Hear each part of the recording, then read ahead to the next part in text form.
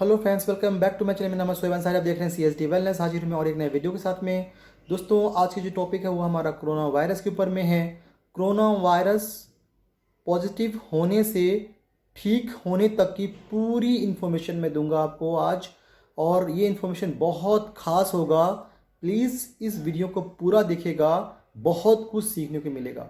यानी कि पेशेंट को पहला दिन हमने कोरोना पॉजिटिव पेशेंट को अस्पताल में एडमिट लिया, तो उसको डिस्चार्ज होने तक उसके साथ क्या क्या होता है और कैसा कैसा सिम्टम्स आते हैं, वो पूरा जानकारी मैं आज दूंगा। तो चलिए स्टार्ट करते हैं और जानते हैं। दोस्तों, मैं बताना चाहूँगा पहले कि कोरोना वायरस किसी को भी, कोई भी इंसान अगर कोरोना वायरस की चपेट में आता है, यानी किसी पेशेंट को कोरोना वायरस है, वो उनसे मिला है, तो पहली बात तो उनको वही सेम सिम्टम आने में 3 दिन से 14 दिन तक लग सकते हैं। तो अगर किसी के संपर्क में आप आए हैं, तो आप ज़रूरी नहीं कि अगर आज संपर्क में आए हैं तो आज ही आपको सिम्टम्स आने लगे। 3 दिन से 14 दिन के बीच में कभी भी आपको सिम्टम्स आ सकता है। दोस्तों, अब हम जान लेते हैं इसकी कैटेगरीज़ के बारे में। तो दोस्तों, कैटेगरीज़ की जो बात करते हैं वो होता है mild, moderate, severe and critical. जो माइल्ड टू मॉडरेट है वो 80% रहेगा, और सीवियर जो है वो 14% रहेगा, और क्रिटिकल में जो है कि वो लोग 5% जाएगा। तो कोरोना वायरस की जो सिम्टम्स है वो माइल्ड, मॉडरेट, सीवियर डिपेंड करता है आपकी बॉडी ये न्यू वायरस को कैसे रिस्पॉन्स कर रहा है, आपकी एज क्या है, आपकी हेल्थ का कंडीशन कैसा है, आपको कोई दूसरा बीमारी तो नहीं है जैसे BP, sugar, lungs disease, kidney disease, heart disease या फिर लीवर डिजीज़।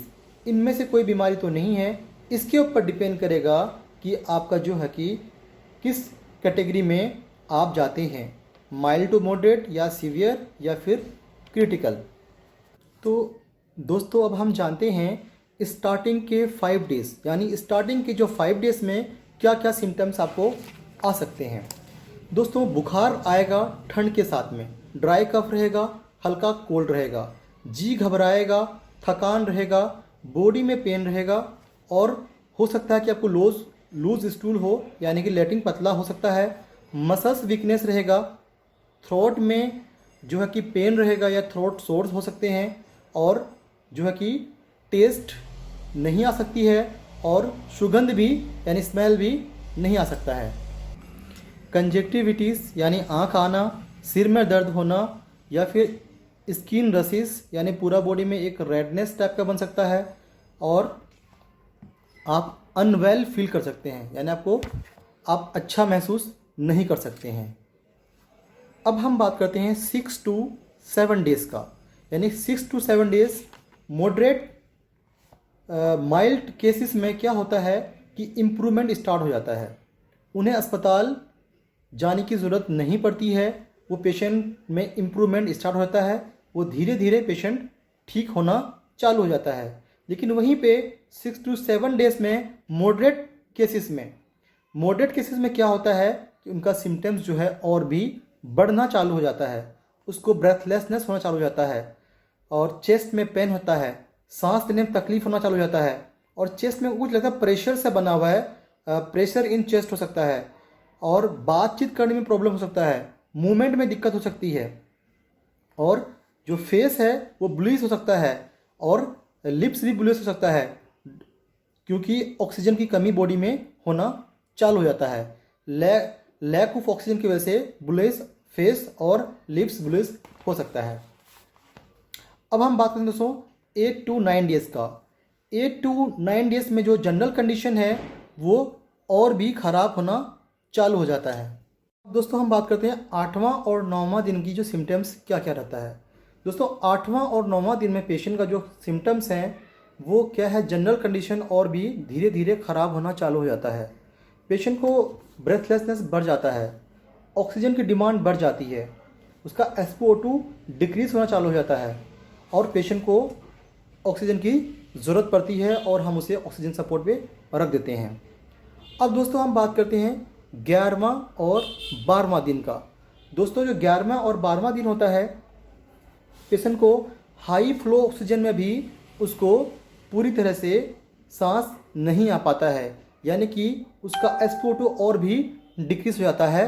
फिर पेशेंट को हमें वेंटिलेटर सपोर्ट की ज़रूरत पड़ जाती है, यानी कि हम फिर पेशेंट को वेंटिलेटर सपोर्ट पे डाल देते हैं। अब आगे 13वां से 14वां दिन। जो 13वां से 14वां दिन है दोस्तों, इसमें पेशेंट का जनरल कंडीशन में इम्प्रूवमेंट होना चालू हो जाता है। पेशेंट वेंटिलेटर से आउट हो जाता है और वो हाई सपोर्ट ऑक्सीजन में अच्छा सांस ले रहा होता है और पेशेंट का जनरल कंडीशन जो है वो इम्प्रूवमेंट होना स्टार्ट हो जाता है। 15 से 17वां दिन में पेशेंट का ऑक्सीजन सपोर्ट को भी हम लोग हटा देते हैं। पेशेंट सेल्फ ऑक्सीजन लेता है, उसमें उसका SpO2 मेंटेन रहता है और जो बाकी सिम्टम्स हैं फीवर का, कफ का, ये भी काफ़ी कम हो जाता है। पेशेंट धीरे धीरे जो है कि इम्प्रूवमेंट की तरफ बढ़ना चालू हो जाता है। 18वां से 19वां दिन में पेशेंट का जनरल कंडीशन बिल्कुल ठीक रहता है, किसी भी तरह कोई ऑक्सीजन सपोर्ट की ज़रूरत नहीं पड़ती है। पेशेंट सेल्फ ऑक्सीजन में SpO2 मेंटेन करता है और पेशेंट को हम लोग डिस्चार्ज कर देते हैं अस्पताल से। Thank you so much for watching my video. दोस्तों कैसा लगा मेरा वीडियो ज़रूर मुझे बताइएगा। Bye bye, take care.